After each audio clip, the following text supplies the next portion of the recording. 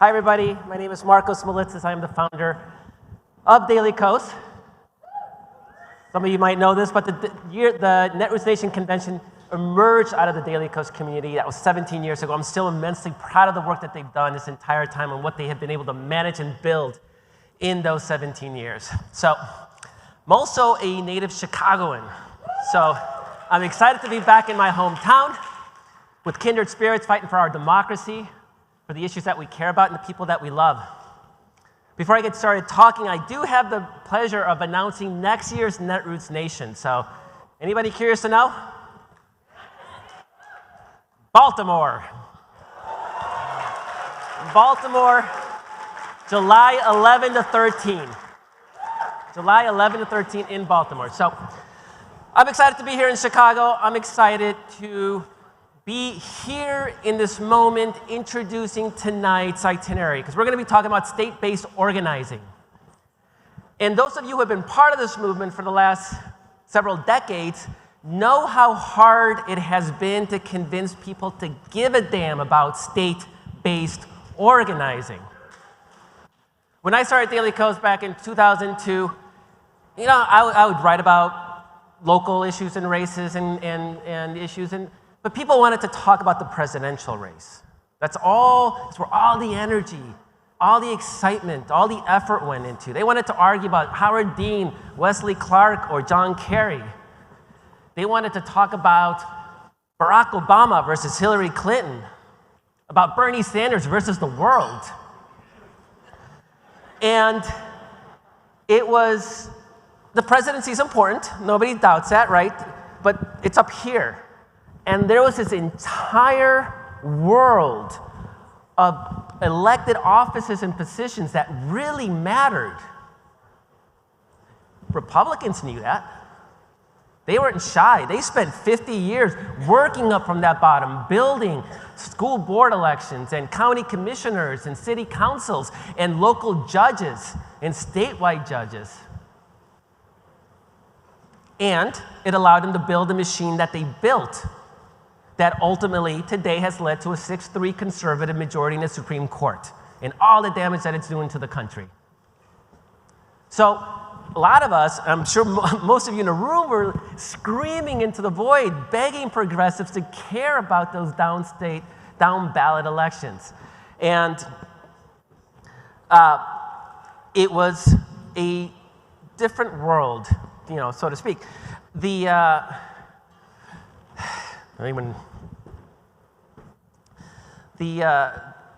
party back then had troubles. This is back in 2000, right? Conservatives knew what they stood for. They knew what they were about. They knew they were about lower taxes, strong national security, and family values, right? Everybody could say that. Everybody in this room could repeat that. They knew what they stood for. Democrats didn't really know what they stood for. They were afraid of their own shadow. I mean, you all remember this, right? Back in the late 1990s to 2000s, Democrats knew they were not Republicans. That was clear. That was not controversial. But they certainly weren't liberal. That was icky. So they were the third way. They were new Democrats. They had a new approach. And what it really did is that, if you really looked at what that new Democrat third way was sort of conservatism, but not as bad. They would talk about Social Security, that they needed to cut Social Security to save it, but not as deeply as Republicans would. Or, yeah, abortion needs to be safe, it needs to be legal, but it needs to be rare. And let's not talk about it, it's icky. And let's definitely not talk about climate change. Let's definitely not talk about civil unions, much less marriage equality. These issues were off the table. And what's worse is that they did this micro-targeting their message. They thought they were so clever. They would say one thing to urban voters, and then another thing to suburbans, and another thing to rurals. And they thought they were being so smart by tailoring the message to different communities. But the Republicans had a single message. We had many. We were talking for various sides of our mouth, and voters could smell that insincerity a mile away. If Democrats weren't willing to fight for what they stood for, maybe those issues really weren't that important. As the Netroots came in, we sort of created a different environment for Democrats. In fairness to those third-way Democrats, they did not have the machine that conservatives did to support them.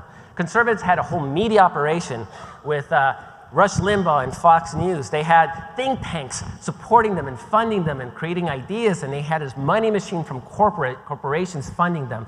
Democrats had nothing, so there was no way for a liberal to stand tall and proud without getting the crap beat out of them with no support. So the Netroots changed that, right? We created progressive media. Act Blue came in and allowed campaigns to be funded by us, the people. And institutions like Run for Something and Sister District really focus on that grassroots state-based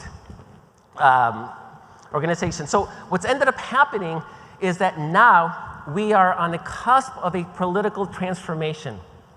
We saw that in action last year. I sat up here on stage last year and I predicted that Democrats would win the midterm elections. This was in August when nobody believed that. They talked about crimson tides and red waves. And I laid out a case based on data and special election results that showed that no, we were going to win. And nothing has changed. In fact, things are getting even better for us. Doesn't mean we can relax. Doesn't mean we win without working. But it means that I'd rather be us than them. And there's two reasons why this transformation is happening. One is that the Republicans are falling apart, right? They're a total shit show. They have given up trying to speak to the American people. You've seen this, right? They used to talk about how America's a center-right nation. They used to be really deep into that. They've said it so often that even Democrats believed it back in the day. The data didn't show that, but they claimed it. They don't even pretend anymore. And knowing that they're no longer with the American people, their entire focus right now is on subverting democracy and making it harder for people to vote, if not impossible, and in creating fake and bullshit culture war issues to try to gin up their shrinking, declining, dying base. So there's not much we can do about that other than defeating them at the ballot box. But what's also really exciting is that now the Democratic Party looks different than it did back then. It's not that Democratic Party of old. By providing that support and by supporting strong progressives, we have created an environment where we are now finally unified around a single message as a party. Everybody used to laugh about Democrats in disarray. We are now a party in array. And with that, it gives us an opportunity to really press our advantage. I'm really excited that we're going to be hearing from Justin Jones later tonight. His battle, and maybe they'll talk about this. It would be great if they did. But what really struck me about that entire, his protest and being ousted by the Republican legislature and his reinstatement was that his message of gun safety didn't just resonate in Nashville, Tennessee, but it resonated in the suburbs, and it resonated even in rural Tennessee. Our message is now universal. It's universal in urban, suburban, rural America. It's universal in red states, blue states, and purple states. And that on-the-ground organizing with that unified message gives us incredible opportunities. Last night we heard from a whole new generation of newly elected Democratic Chicago and Illinois officials. And this is a blue state, has been for a long time. They replaced other Democrats, yet they're so much better that policy-wise, it's night and day. We can keep organizing in the bluest of states. Definitely got to organize in battleground states, that goes without saying, but in red states, it matters. And again, Justin Jones is a perfect example of how important it is to organize and build infrastructure and build the leaders of tomorrow in all these states. Because states like Georgia and Arizona were not automatically blue states. They were deep red states not too long ago. And people fought hard, a lot of you in this room did, to turn those states purple.